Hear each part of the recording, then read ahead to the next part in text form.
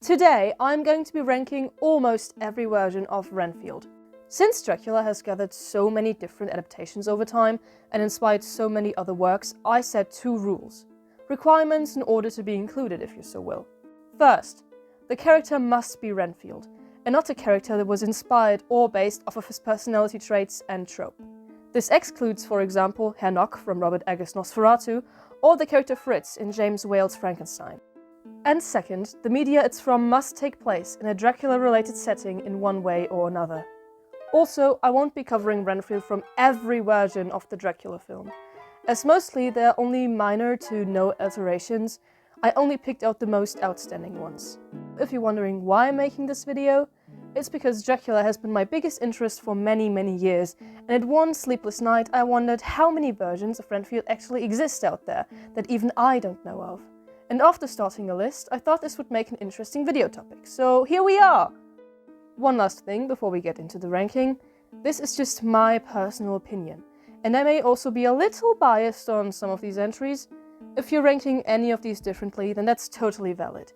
In fact, I would love to read about your rankings in the comments too.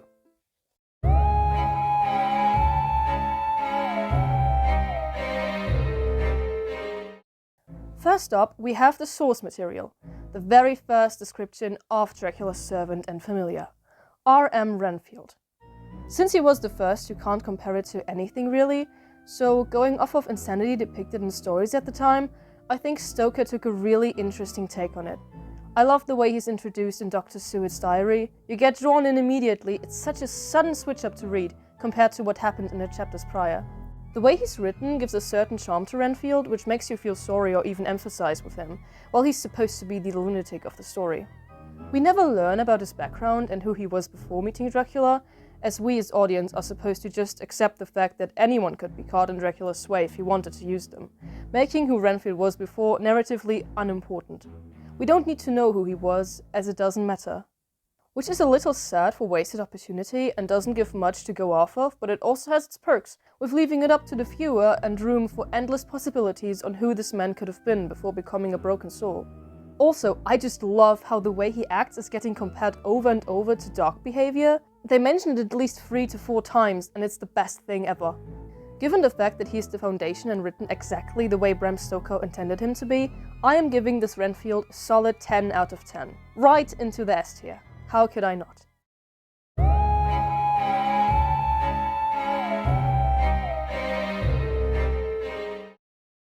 Unlike in the book, where Renfield is more of a secondary character, he becomes the main protagonist in the film.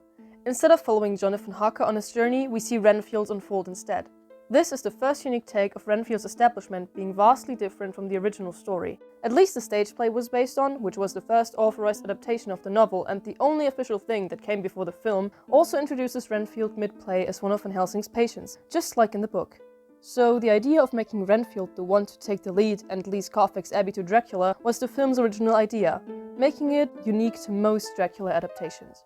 The film gives him what had been missing in Bram Stoker's book, a backstory, a motivation and explanation on how he fell victim to Dracula's sway. And for that, I gotta give this portrayal of Renfield extra credit.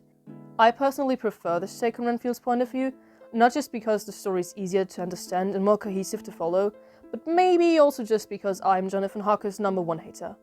I told you I would be biased in some of those. There's just something about this film's first 18 minutes that make it so special. Despite the fact that Todd Browning's Dracula is till this day the staple for classic monster films and pretty much started the rise of Universal classic monsters, I can't help but be mesmerized and immediately drawn into this gothic world, no matter how often I rewatch it. It is my favorite film of all time for a reason. Seeing Renfield stumble into this inescapable situation, going against everything we had believed be reality up until this point, is such a great way to be introduced to what's going on. We, as the audience, are being thrown into the same scenario. We discover this unknown world alongside him, and seeing Dwight Frye's performance of how Renfield gets affected and drawn in, slowly turning from a more noble businessman into a poor man's soul serving Dracula, is fantastic. In my opinion, Dwight's Renfield has the absolute best portrayal of lunacy, and will always stay my favorite physical appearance of Renfield as well. He is the most iconic on this list, which is making him go right into the S tier with no hesitation.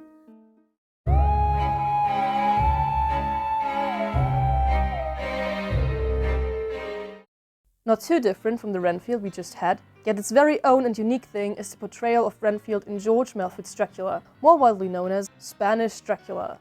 The history of how this film came to be is very interesting and one of my favorite topics to talk about, so I want to give it a quick rundown before going back to the Ren ranking. Spanish Dracula was being shot at the same time as the US release, using the same locations during the night, featuring a different cast, music score, and the film being in, well, Spanish. This was done as back in the day, dubbing and subtitles wasn't a thing yet, so big releases got their own foreign language version, made in order to be more accessible, using the same script and being shot at the same location. The most interesting part about this production, though, is how it features film scenes and parts of the set that were cut completely from Todd Browning's film, all lost through time, making Spanish Dracula half an hour longer of content. Now, this Renfield, played by Pablo Alvarez Rubio, is best described as being more. Just more in everything. His conveyance of emotions is more intense, and he overall has more energy compared to his US counterpart. This acting decision trails back to the producer Paul Kona. The different language releases were Kona's idea, and he had set himself the goal to make not just a good film, but a better one than Browning's and Laemmle Jr.'s production. So if Browning's Renfield was mad, theirs would be madder. I'm also sharing the same birthday with the actor. I think it's interesting to see how different a character can come across just from minor acting differences. It really shows how important the job the actors are doing actually is. For me personally, Rubio's Renfield caught me a little off guard. His performance is a bit too over the top for the character, and keeps on pulling me out of the story. While I had just previously praised the US version for drawing in the viewer immediately, it's standing out even more. For his appearance, I think Pablo Alvarez Rubio was wonderfully casted. He fits the description well, and both Dwight and Rubio look much alike, and I really appreciate the similarity these two have going on. He's also the only Renfield with a curly hairstyle instead of a more slick-back one. I really like that too. It's a sweet, charming detail. As a conclusion to this, I'm putting Spanish Renfield in the B tier. Interesting take on the character, but not the most accurate.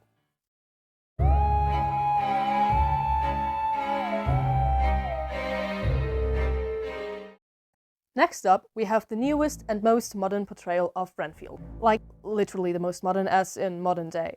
Yeah, this Renfield has a whole different fate compared to most versions of Renfield, that fate being not ending up dying through Dracula's hand and living on till the present modern day. It is also never really explained in the film, which wouldn't be an issue, as there are just so many different adaptations of the Dracula story. However, Renfield 2023 specifically implies that this Renfield is supposed to be the same Renfield we see in Todd Browning's Dracula. The introduction to the film and characters literally consists of being one big homage to the 1931 film by remaking the exact scenes, shot for shot, in monochrome and 4:3 format. So the only hinted explanation you could take of him being alive due to Dracula being so severely damaged in the beginning wouldn't make much sense, as we never get to know an exact timeline, but this must take place somewhere after the events of the 1931 film, in which Renfield has an epic death scene at the end and gets thrown down the stairs of the castle, meaning he would have already been dead at the time we get the first flashback scenes with Renfield narrating over it. There's one other theory that I came up with, but again, it's never addressed in the film. They just treated it as the ending of Dracula never took place. So what also could have happened is that Renfield did die, but for some reason Dracula brought him back from the dead with his blood, which, as we see in the film with Rebecca's sister, holds the power to reanimate humans. Herbert West style. That could also explain as to why he now actually has supernatural abilities, having died and now being an undead creature himself. His powers are still technically borrowed from Dracula, but back then he was just a human, who was slowly turning insane for sure, but he did not possess any super strength or glowing eyes. Also, I know that they just did a bunch of things different from the materials based off, and none of that is ever really explained. Like, for example, the fact that Dracula is capable of giving his familiar access to supernatural powers at all, but the fact that they just completely ignored the film's ending, but at least explaining what happened in between the timeline of the flashback to the present day, is the one thing that really bugs me. But in the end, I'm probably just thinking way too much about all of this, and I'm trying to read into something that was probably just caused by lazy writing. Let's just all be happy that Universal did bring him back from the dead, and we got to see this take on the character in the modern world. This Renfield is portrayed by none other than the one and only Nicholas Hoult, and he must have liked the role so much that he decided to basically get a whole-ass déjà vu experience playing the role of Thomas in Robert Eggers' Nosferatu a year later. But as I said in the intro, we aren't going to talk about Nosferatu today. Back to Renfield. What I really appreciate about this approach is that they stay true to the source material, being Dwight Frye's portrayal of the character in this case, but he still has those very own features and aspects to him that I have never seen with another Renfield performance before. His character is very fleshed out, given the fact that he is the titular character of the film, making him the center of basically everything, and not just a side character or somewhat protagonist. So of course he's going to have multiple facets to him, which ain't self-evident for being the face of a feature film, as we will come to later in the video. I love what they did with this Renfield. The way his emotions are conveyed and how we can see his development on his journey to find where he belongs and to stand up for himself, it's really well written. One of my favorite little details, which I love to point out, is the scene where Renfield is cleaning up his studio apartment during the montage and throws away the fly trap because he refrains from using Dracula's powers. The symbolism of that shot is just so creative and fittingly placed. It's probably my favorite scene in the whole movie, besides the MCR reference. Nicholas' sad puppy eyes are also giving extra points. Literally everything about this performance is perfect for this Renfield. The only aspect I saw people really complain about was his height and how it makes Renfield too tall in comparison to Dracula, but I got to say I didn't even notice how tall he was until reading about it online, and at that time I had seen the film 3 times already. I think his delivery is more than solid. His design is flawless, at least until the support group decides to help him with his glow-up. An angel lost its wings right there in that moment. And so early on into the film too! At least he's wearing a formal type of outfit again at the very end, but still... Summing all of what I just said together, Robert Montague Renfield is getting placed in the A tier for the unexplained changes and the unforgivable fraud committed against this iconic suit.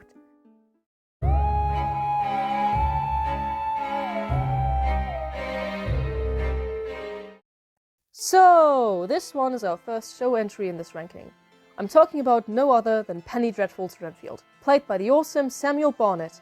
Another sidetrack, I know I keep on digressing with every section, I'm so sorry, but as many of you probably won't know, I'm a Whovian, and a big fanatic for sci-fi and space in general. The only role I knew Samuel Barnett from, up until that point, was his performance as Dirk Gently, and I absolutely love him in Dirk Gently's holistic detective agency. Hi.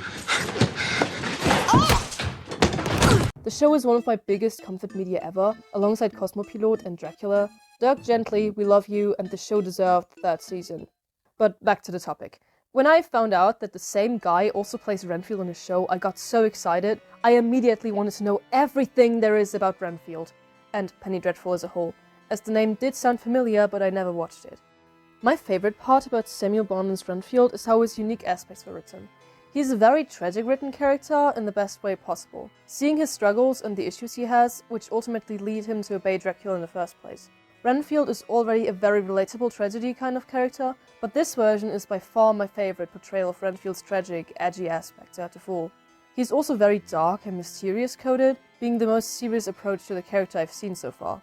Talking about his design, it is absolutely peak! I am obsessed with his color palette, and I adore the focus on his eyes he has going on through his makeup, especially later on in the season and the way the light is falling on his face.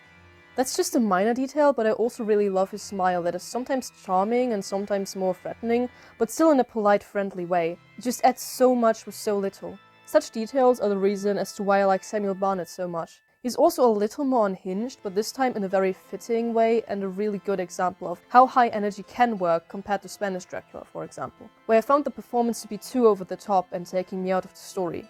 Also, can we please stop with the sad puppy eyes? Going back to the tier list ranking, this Renfield also gets a solid placement in the A tier. Great use of exploring the character in more unique ways and expanding his character.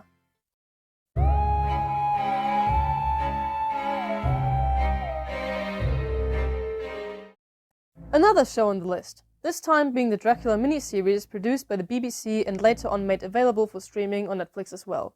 It consists of 3 episodes that are each about an hour and a half long, being introduced to the Renfield of the show in the 3rd episode, where he's shown to be Dracula's lawyer. I love the joke of him appearing out of nowhere and just listing as to why Zoe can't keep Dracula contained like that, as it goes against his rights. Count Dracula has rights. And the detail of him being from a long line of Renfields who are basically contracted to assist Dracula forever is a really nice detail. We sadly don't get a lot more background to him other than that line, and his character is in general lacking quite a bit of depth, which is not the end of the world, given that he only appears in the last episode and doesn't have that much of screen time, but that factor also makes him fall back in the ranking a little. To his design, Renfield is played by Mark Gatiss, who gives the character a quite different look for the first time, as typically Renfield is portrayed with a more scrawny body type. He overall has a good solid outfit. The coat is giving his silhouette a very defined shape language, and the colors were neatly chosen as well. He's got the typical slick-back hairstyle and gets to keep the businessman characteristic to Renfield for the majority of his screen time. What I really like is that he was given glasses for his design. I think that's a really cool and fitting addition to his outfit. That's pretty much all I have to say about him, and with that, I'm putting this Renfield in the C tier.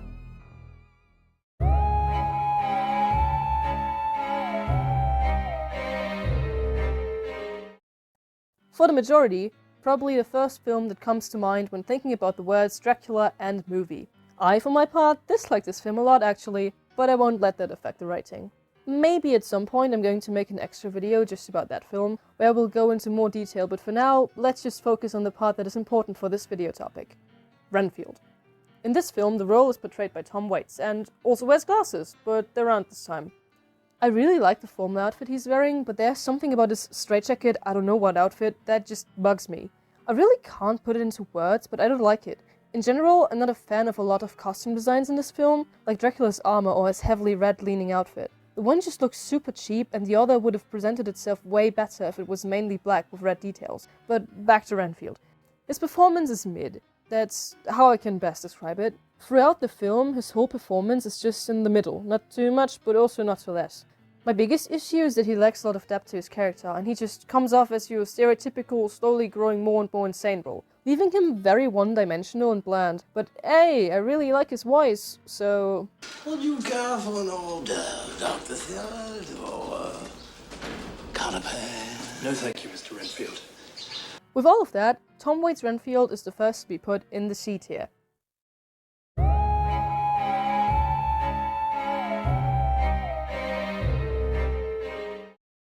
The second time mentioning a BBC show in this video. This time we are not talking about BBC Dracula though. We are talking about none other than Young Dracula. I really liked the show as a kid, and maybe it also took parts in shaping me into what I am now. I also really like the Renfield portrayal in this one. He's just overall a silly guy since this is a show aimed at preteens, but I really like Young Dracula's humor in general, so in this case it's a big win. He's played by Simon Luddes, who did a wonderful job in playing this more unserious character, yet giving him so much personality that you feel sympathy for him, and also really bad at times, like in the storyline where they bring back Renfield's ancestors, for example. He basically just suffers through the whole episode, and you do often wish for some justice for Renfield. Right for Renfield! What are you doing? I'm picnicking, Master. I'm fighting for my rights. Oh, stop it immediately. Never.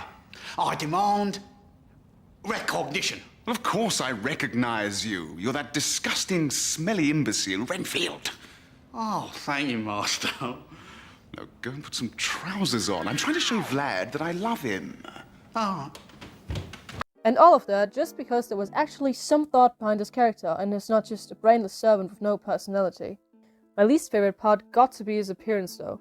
Don't get me wrong, I really like the idea of having him more dirty and greasy looking, with a lot of aspects being inspired by Fritz and Igor probably, but I can't help but feel like it was overdone a little. Sometimes less is more, and his design could have peaked way more if he had still a more casual appearance with smaller, dirty details instead.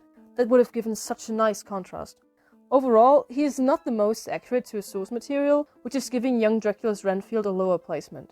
It does hurt a little. As I said, the show does mean a lot to me, and I really like his character arc, but something about him just don't quite convince me to rate him higher in comparison to the other entries so far, which gets Simon Luddes' Renfield placed on the C tier.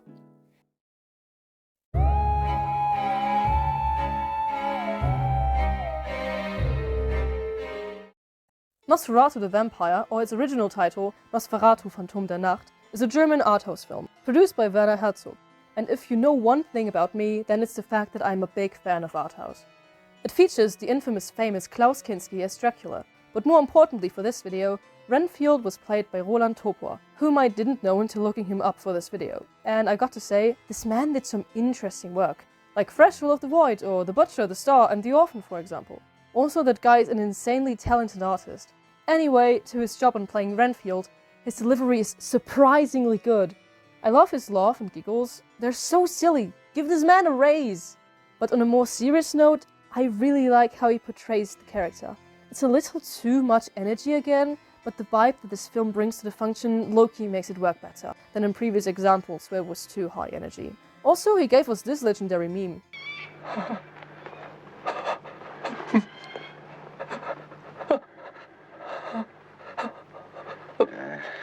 And I really like the way he says amen at the end and proceeds to sprint off. Amen! Amen! Design-wise, and now I let the artist in me shine again, I really love his purple color scheme. He's got a beautiful, stunning suit and his overall composition matches perfectly. I really appreciate that about his design. He feels like being a totally fresh take on the character, while actually being a very classical display of Renfield. I can't describe it better, really.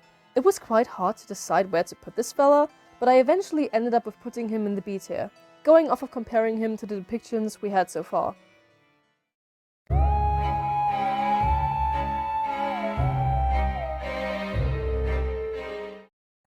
Finally, we have reached the last section of this ranking. What a ride!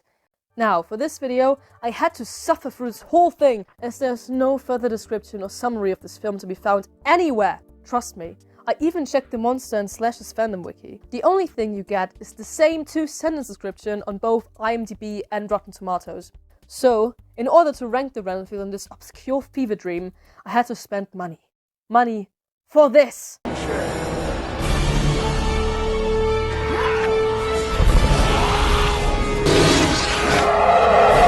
The line between it's so bad that it's funny and it's so bad that it's utter rubbish is quite thin, but in the end, I would more tend to, this is the worst thing that I have ever seen in my entire life! And I watched The Room. I did not hit her. It's not true. It's bullshit. I did not hit her. I did not. Oh, hi, Mark. Anyway, my mind immediately tried to erase and wipe away my memory about the watching experience I had, but it's also not really worth explaining the plot of this film, if there even is one to begin with. But basically, we follow RN Renfield, yes, RN, not RM for some reason, throwing a little tantrum, killing some people, and getting known as a serial killer through that. And also a lot of blood, because as we all know, if you have a shite movie, just throw in some splatter. That will improve everything to blockbuster quality, definitely. I don't even know where to begin with this. I was so confused just from watching the trailers. I did not understand who of these people are supposed to be Renfield, until we're watching the comic book trailer version a second time. I also used the wrong character for the ranking, but I can't be bothered to redo it. Also, what the fuck is that? Is that supposed to be a woman played by a guy? Is that a guy wearing a mop for a wig?